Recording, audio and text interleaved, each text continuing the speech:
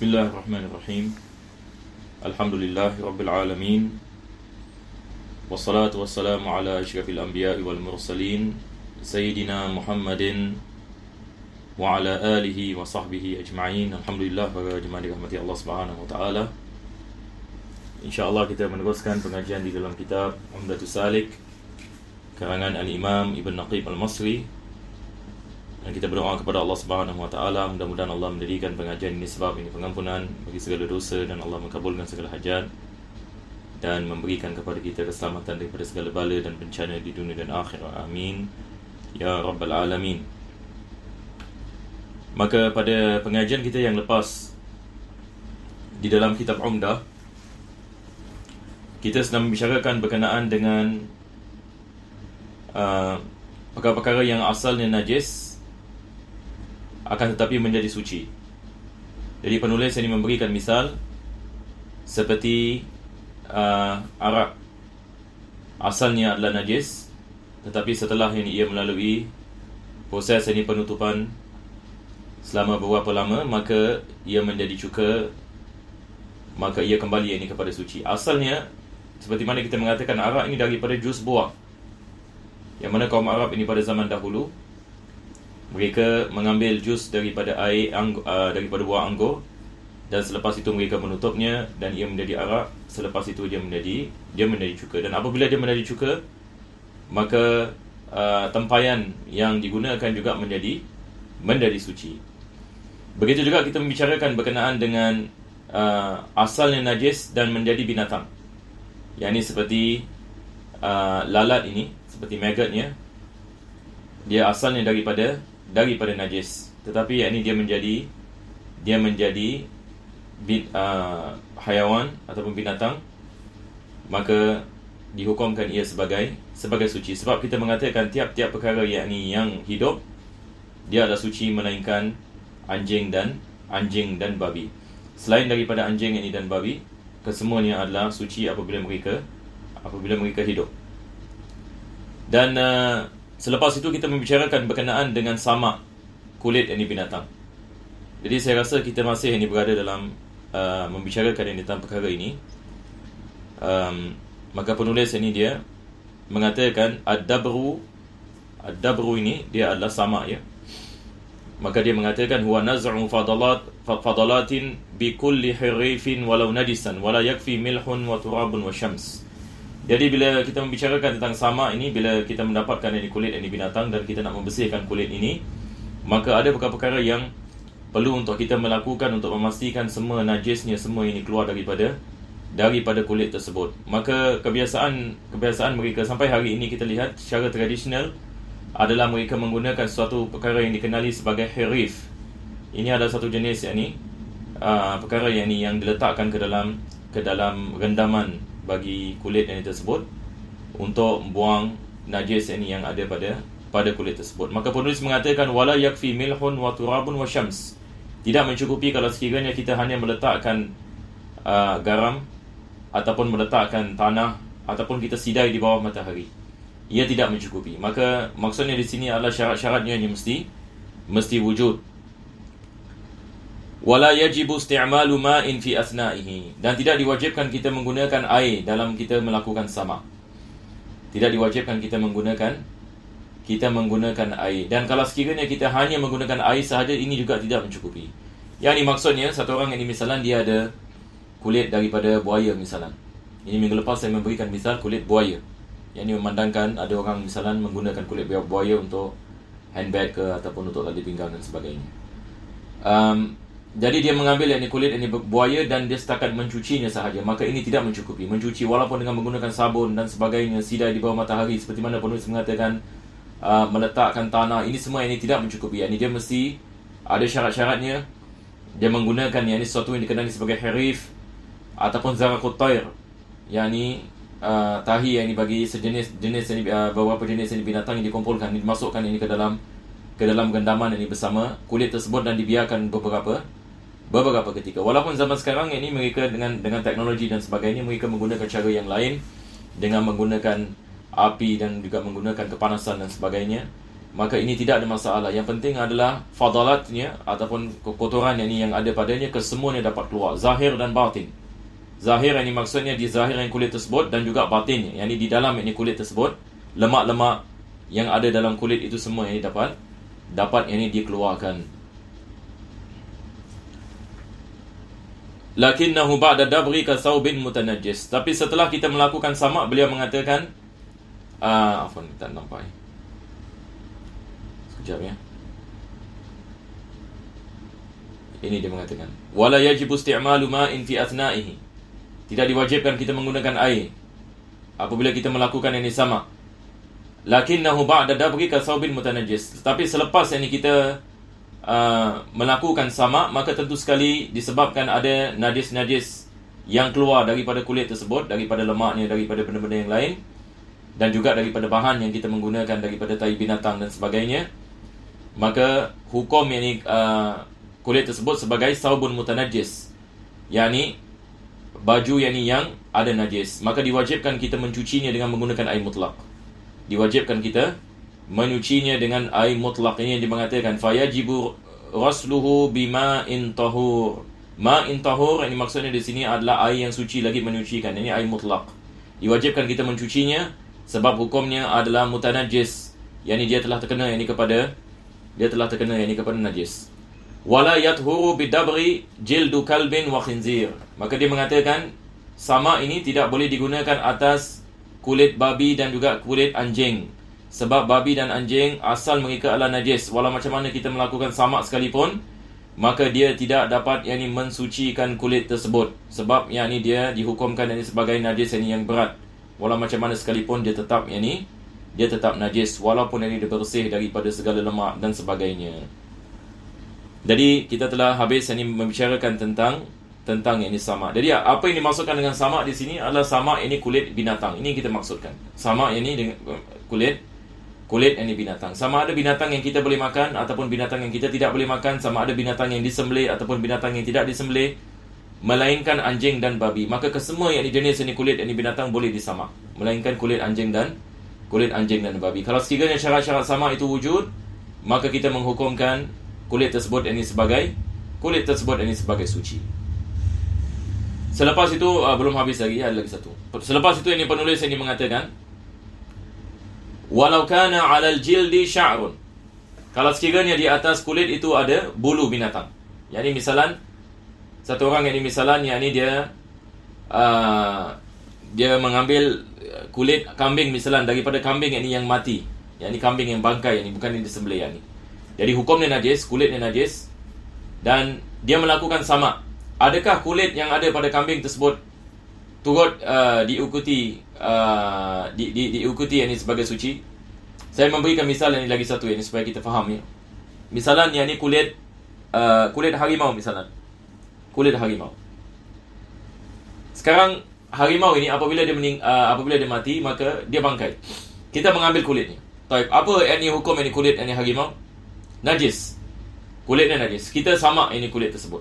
Apabila samak dia menjadi suci. Ini asalnya najis. Apabila kita melakukan samak, maka dia menjadi suci. Apabila dia menjadi suci, adakah rambutnya juga turut menjadi suci ataupun tidak? Ini soalannya. Maka seperti mana kita mengatakan rambut bagi binatang yang kita tidak boleh memakannya, hukumnya adalah najis. Maka harimau binatang yang kita tidak boleh makan, rambutnya adalah najis. Kalau kita melakukan samak ke atas kulitnya, adakah samak ini mensucikan rambut sekali ataupun tidak? Maka di sini kita ada khilaf dalam mazhab al-Imam Syafi'i. Pendapat yang mu'tamad yang disebutkan oleh penulis ini di sini adalah dia ada tetap najis. Yakni maksudnya samak tidak mensucikan rambut yang ada pada kulit binatang. Samak hanya mensucikan kulit sahaja. Maka dia mengatakan walau kana 'alal jildi sya'run summa yatuhuru sya'ru bidabri wa yu'fa an lam yathur sya'ru bidabri wa yu'fa an qalilihi. Yani kalau sekiranya kulit tersebut ada rambut, dia mengatakan maka rambut tersebut tidak menjadi suci dengan samak, akan tetapi dimaafkan kalau sekiranya sedikit. Ini misalan kita ada kulit dan ada sedikit saja rambut yang ada pada kulit tersebut, maka ini dimaafkan. Tetapi kalau sekiranya kulit itu rambutnya sebanyak-banyaknya yang ini kepada kulit yang ini misalan, maka ini tidak dimaafkan. Maka dia dihukumkan yang ini sebagai najis. Nah, walaupun yang ini sebahagian daripada ulama Syafi'i ini mengatakan ia ikut ini hukum, ia mengikuti ini hukum ini kulitnya. Selepas itu penulis ini mengatakan ma yata'allaqu bil kalbi wal khinziri wal hira. Penulis sekarang akan membicarakan tentang hukum ahkam yang sangkut paut dengan anjing, khinzir, yakni babi, dan kucing, hira. Maka beliau mengatakan wa ma tanajjasa bi mulaqati syai'in minal kalbi wal khinziri lam yathur illa bi ghaslihi sab'an. Yani apa saja yang menjadi najis dengan persentuhan sesuatu daripada anjing dan babi, maka dia tidak dapat disucikan kecuali dengan membasuhnya 7 kali. Ini seperti mana kita mengetahui najis yang kita dalam mazhab Imam Syafi'i terbagi kepada 3 bahagian. Kita ada najis mughalladah, kita ada najis mutawassitah, dan kita ada najis mukhaffafah. Najis yang mughalladah terbagi kepada 2 bahagian. Kita ada najis babi dan anjing. Ini adalah mughalladah, najis yang berat. Maka najis yang berat ini diwajibkan kita cuci tempat yang terkena 7 kali. Salah satu daripadanya dengan kita menggunakan air yang bercampur dengan tanah. Jadi ini cara yang ini rumusan. Jadi bahagian yang terkena anjing ataupun bahagian yang terkena babi ini, pertama sekali wajib kita menghilangkan airnya. Yani misalan, kalau sekiranya seorang itu berjalan misalan dan seekor anjing datang kepadanya dan jilat kakinya. Jadi apa dia buat? Dia mengambil tisu misalan. Pertama sekali dia lap bahagian yang terkena kakinya, yani air liur tadi. Biar hilangkan airnya dahulu. Jangan kita terus campak tuang air. Caranya bukan begitu, sebab dia akan merebak kepada bahagian yang lain. Jadi pertama sekali kita keringkan najis. Yani maksudnya dengan menggunakan tisu misalan. Dan ini yang terbaik, supaya kita tak payah nak cuci balik tisu tersebut. Sebab tisu biasa kita gunakan, kita buang. Mudah. Kita mengambil sesuatu seperti tisu, kita hilangkan airnya. Apabila bahagian badan kita sudah menjadi kering, bahagian badan yang sudah menjadi kering, maka baru kita tuang air kepada bahagian yang terkena najis tadi. Maka yang paling afdal adalah kita tuang yang pertama dengan menggunakan tanah, air dengan tanah. Tetapi kalau sekiranya seseorang itu menggunakan air dengan tanah pada pertengahan ataupun pada akhir pada kali yang ke-7 pun tidak ada masalah. Tetapi yang paling afdal adalah dia menggunakan pada kali yang pertama. Jadi penulis ini mengatakan wajib dia membasuhnya 7 kali. Ihdahunna biturabin tahirin, dengan dia menggunakan tanah yang suci, yastaw'ibul mahal, yang merangkumi tempat yang terkena najis tadi. Tempat yang terkena najis ini, misalnya kalau ada dijilat oleh anjing pada sebahagian kakinya, maka setelah dia menghilangkan airnya, maka dia menuang air tersebut kepada bahagian yang terkena kaki. Wa yajibu masjuhu bima'in tahur, dan diwajibkan mencampurkan tanah itu bersama air yang mutlak. Air tahur yang dimaksudkan di sini adalah air mutlak. Apa maksudnya? Sekarang kita mengatakan apa yang diwajibkan adalah salah satu daripada basuhan ini kita menggunakan air, kita menggunakan tanah. Ini maksudnya kita mengambil tanah tersebut dan kita bercampurkannya kepada air. Dan air ini mesti air mutlak. Air ini mesti air yang mutlak. Kalau sekiranya dia air musta'mal ataupun air mutanajis, maka tidak sah. Jadi wajib kita memastikan dia air yang mutlak. Wa yundabu ja'luhu fi ghairil akhirah, dan disunatkan kita menjadikan basuhan tanah ini selain daripada basuhan yang akhir. Yang paling baik adalah kita menggunakannya dalam basuhan yang pertama, seperti mana saya mengatakan tadi. Tetapi kalau dia tak menggunakan basuhan yang pertama, dia boleh menggunakan basuhan yang kedua, yang ketiga, yang keempat, yang kelima, dan tetapi elakkan daripada menggunakannya dalam basuhan yang terakhir. Wala yaqumu ghairu turabi maqamahu kasabunin wa ashnan. Maka ini perkara yang penting hari ini. Banyak orang yang menanyakan soalan, adakah dibolehkan kita samak dengan menggunakan sabun ataupun sabun yang bercampur dengan tanah dan sebagainya. Maka jawapannya tidak dibolehkan. Wajib kita menggunakan hanya tanah. Ini penulis ini menekankan di sini. Penulis yang mengatakan wala yaqumu ghairu turabi maqamahu. Selain ini daripada tanah tidak dibolehkan, ataupun benda yang bercampur dengan tanah tidak dibolehkan. Ini dia mesti dengan tanah. Jadi misal dia mengatakan kasabunin wa ashnan, yakni seperti sabun yakni dan juga bahan-bahan yakni yang digunakan untuk zaman sekarang ini kita mengatakan ini seperti chemical ini dan sebagainya, maka tidak dibolehkan kita ataupun ini menggunakan beros ini dan sebagainya, maka ini semua tidak akan menyebabkan najis itu hilang daripada badan tersebut. Maka hanya dengan menggunakan tanah. Walaupun orang menggunakan air dengan apa? Dengan beros ini, misalnya ini beros ini 10 kali dan sebagainya, pada zahirnya bersih, tetapi pada hakikatnya najis itu ini masih ada. Dan subhanallah, hari ini saintis ini mereka mengatakan najis yang ada pada anjing ini, maka dia tidak dapat dihilang kecuali dengan menggunakan tanah. Dan ini adalah daripada mukjizat Nabi sallallahu alaihi wasallam. Ini hadis Abu Hurairah yang mana Nabi sallallahu alaihi wasallam ini mengatakan idza walagal kalbu fi ina'i ahadikum falyarsilhu sab'an ihdahunna biturab. Yang Nabi mengatakan apabila seekor anjing meminum daripada wadah seseorang daripada kamu, maka basuhlah wadah tersebut 7 kali, salah satu dengan menggunakan tanah. Ini adalah daripada mukjizat Nabi sallallahu alaihi wasallam. Sebab hanya tanah saja dapat menghilangkan kotoran yang ada pada anjing dan juga babi. Sekarang penulis ini membicarakan berkenaan ini dengan kucing.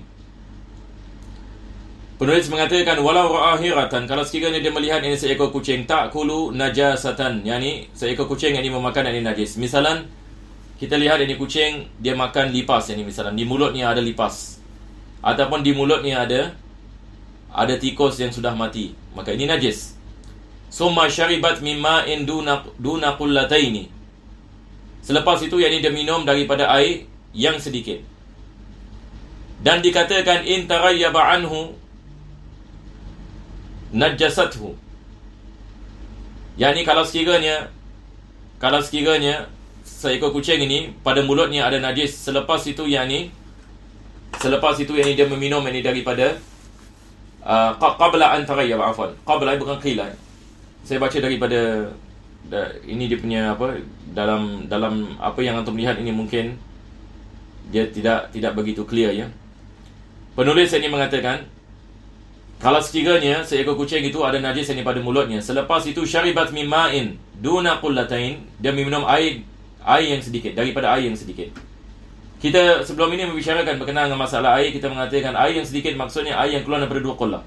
Air yang banyak adalah air yang lebih daripada 2 qullah. Maka penulis memberikan misal kucing ini mulutnya najis, maka dia minum daripada air yang kurang daripada 2 qullah. Maka apa jadi kepada air ini? Air ini menjadi najis. Sebab seperti mana kita mengatakan najis kalau termasuk kepada air yang sedikit, maka ia membuat air tersebut menjadi air mutanajis. Dan ini dia mengatakan sebelumnya ni dia hilang. Yani kalau sekiranya dia mengatakan qabla an tarayyaba anhu, dia makan daripada binatang yang najis ini, misalnya seperti tikus ataupun lipas, terus ini dia minum air yang kurang daripada 2 qullah, maka ini tentu sekali kita mengatakan dia menajiskannya. Ini adalah misal ini yang pertama. Dan perkara ini juga disebutkan dalam kitab Muqaddimah Hadramiyah. Bagi antum ini yang pelajari Muqaddimah Hadramiyah, juga disebutkan dalam kitab Muqaddimah tentang masalah ini. Situasi yang kedua, dia mengatakan wa in rabat zamanan, tapi kalau sekiranya kucing itu yakni dia hilang beberapa ketika, yumkinu fihi wuluruha fi qullatain, yang mana ada kemungkinan dia mungkin minum daripada air lebih daripada 2 qullah. Selepas itu didapati dia minum daripada air yang sedikit, ini tidak menjadikan air yang sedikit itu najis. Apa sebabnya? Sebab ada kemungkinan dia telah minum daripada air yang banyak, maka itu dapat membersihkan mulutnya daripada najis yang ada. Jadi kalau sekiranya dia hilang beberapa ini ketika, ada kemungkinan yang dia membersihkan dirinya. Kalau sekiranya dia kembali dan minum daripada air yang sedikit, kita menghukumkan tidak najis. Yang pertama tadi kita mengatakan najis, apa sebabnya? Sebab kita melihat yakni dia baru ini makan tikus, selepas itu yang dia terus yang minum daripada air yang sedikit. Maka ini tentu sekali kita mengatakan tidak disyak. Dengan yakin kita mengatakan ini telah menjadi mutanajis. Sebab najis bangkai yang pada mulutnya sudah termasuk ke dalam air. Tapi kalau dia menghilang ini misalnya, dan ini kita boleh bayangkan kalau orang tinggal di kampung ke, ataupun tempat yang mana ada sungai ke, ataupun ada apa kita mengatakan tasik dan sebagainya, yang mana kucing ini ada kemungkinan dia keluar daripada rumah kampung dan dia minum daripada air tasik ataupun air sungai, dan lepas tu dia masuk balik ini ke rumah.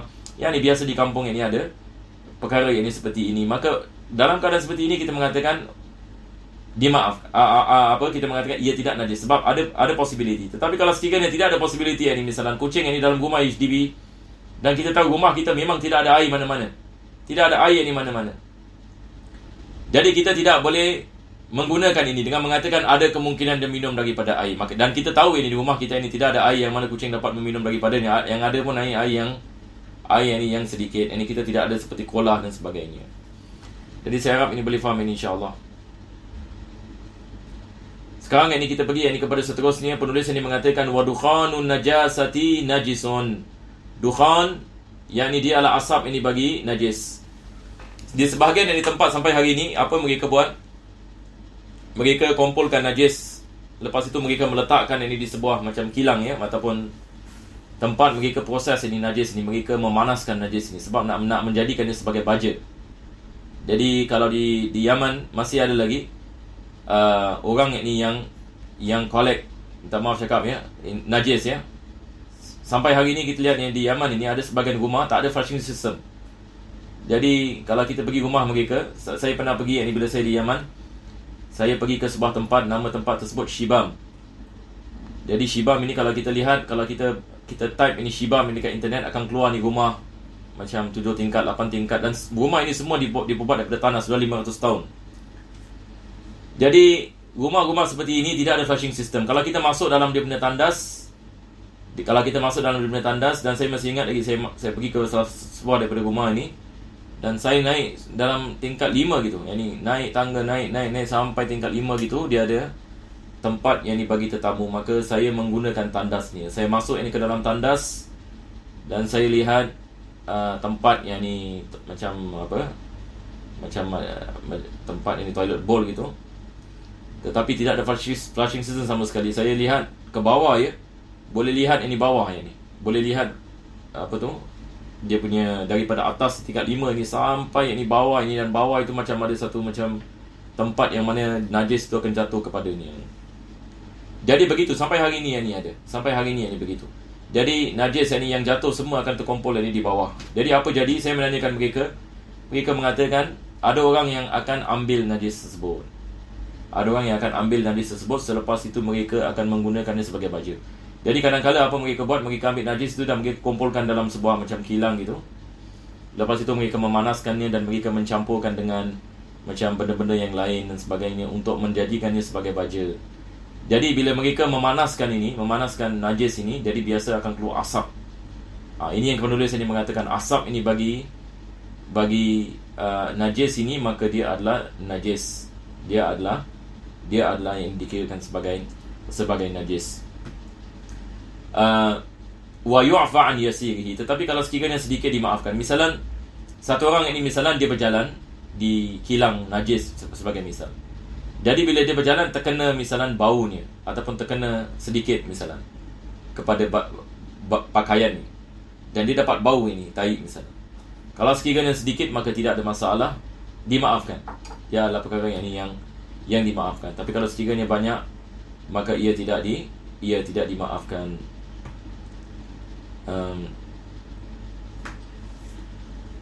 Wa yu'fa an yasirihi fa in masaha kathiruhu an tanurin bihirqatin yabisatin fazala tahur. Kalau sekiranya yang ini terkena yang ini kepadanya banyak dan dia menggunakan kain yang ini misalnya yang kering, yang mana kain yang ini kering yang ini tersebut yang ini misalnya terkena yang ini kepada najis. Dan kalau sekiranya terkena yang ini kepada pakaiannya dan najis itu misalnya terkena kepada pakaiannya, selepas itu disapu, yakni maksudnya dihilangkan yang najis tersebut, maka ini tidak ada masalah. Dia masih dikirakan yang ini sebagai suci. Apa sebabnya? Sebab perkara yang kering dengan kering dia tidak menyebabkan najis. Kita ada kaedah dalam ilmu fiqh ini mengatakan al-jafu bil jaf la yunajjisu bila khilaf. Yang benda yang kering dengan benda yang kering tidak menajiskan tanpa khilaf. Tetapi apa yang menajiskan adalah kalau sekiranya dibasah. Sebab penulis yang mengatakan aurat batan fala. Tapi kalau sekiranya dia banyak, yakni satu orang yang ini dia sapu yang ini kepada tanur. Ini tanur yang zaman dahulu dia dibuat daripada najis yang ini binatang. Najis binatang yang ini mereka bercampur dengan tanah dan sebagainya, mereka keraskannya, dan selepas itu mereka buat ini seperti macam tempat yang ini untuk membakar tanur. Jadi kalau satu orang yang ini dia pegang yang ini misalnya yang ini tempat ini, kalau sekiranya kering tidak ada masalah. Tetapi kalau sekiranya basah, maka tidak dimaafkan hukumnya yang ini. Hukum yang ini adalah najis. Maka selepas itu dia mengatakan fa in khubbiza alaihi fatahirun wa asfalu rarif najis. Tapi kalau sekiranya seorang itu memasakkan roti yang ini di atasnya, kalau sekiranya dia masakkan yang ini roti yang ini ke atasnya, maka apa yang berada yang ini pada atas roti tersebut adalah suci, dan di bawah yang ini bahagian ini akan menjadi najis. Yang ini disebabkan yang ini roti tersebut yang ini terkena yang ini kepada bahagian kepada bahagian najis. Maka bahagian yang terkena yang ini kepada najis itu yang akan menjadi yang ini menjadi najis. Maka sekarang yang ini kita sudah habis yang ini berkenaan dengan apa yang disebutkan berkenaan dengan anjing, khinzir dan juga kucing. Dan insya-Allah besok kita akan membicarakan yang ini tentang satu lagi jenis najis yang dikenali sebagai najis yang ini mukhaffafah. Jadi sebelum ini kita membicarakan yang tentang najis yang ini mutawassithah. Jadi insya-Allah ini kita berhenti di sini. Wassallallahu ala sayyidina Muhammadin wa ala alihi wa sahbihi wasallam. Alhamdulillahirabbil alamin.